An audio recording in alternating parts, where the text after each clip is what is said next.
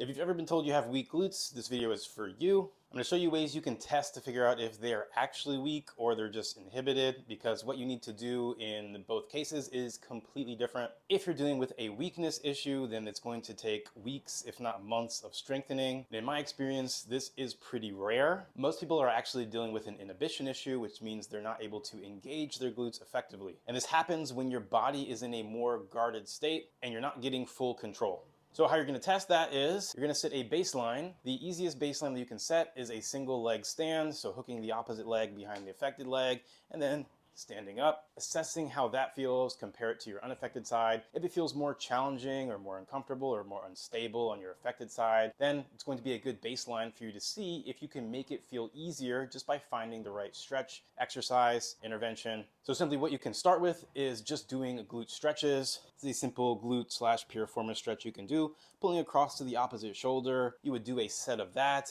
and then you would test the same thing, seeing if it's easier to stand, if it's harder to stand, or if it's about the same. You could also test hip flexor stretching to see if releasing the muscles in the front helps the glutes engage in the back. You could use a lacrosse ball or a foam roller, something to work the muscle. Taking this and placing it in areas that feel tight or tender, laying down on the floor, or pushing into a wall. And again, you always go back to test, does it feel more stable or not? If hip stretches and hip exercises don't seem to be doing the trick, don't forget to test the spine. In the majority of the people that I work with, especially when they've already tried hip exercises, the answer lies in the lower back. Simple ways that you can test the lower back are doing a set of press-ups, doing modified press-ups where your right leg is in this flexed position, or testing bringing both knees towards your chest to flex the lower part of the lumbar spine.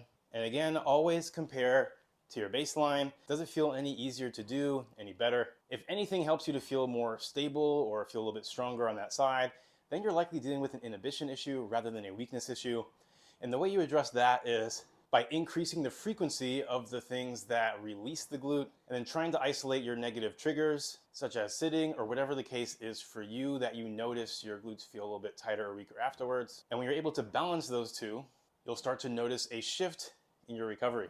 Test these out. Let me know what felt the most effective in activating those glutes, whether it's a stretch that I mentioned here or another stretch that you found in your routine that feels helpful. If you're out of ideas, let me know and I'll try to point you in the right direction.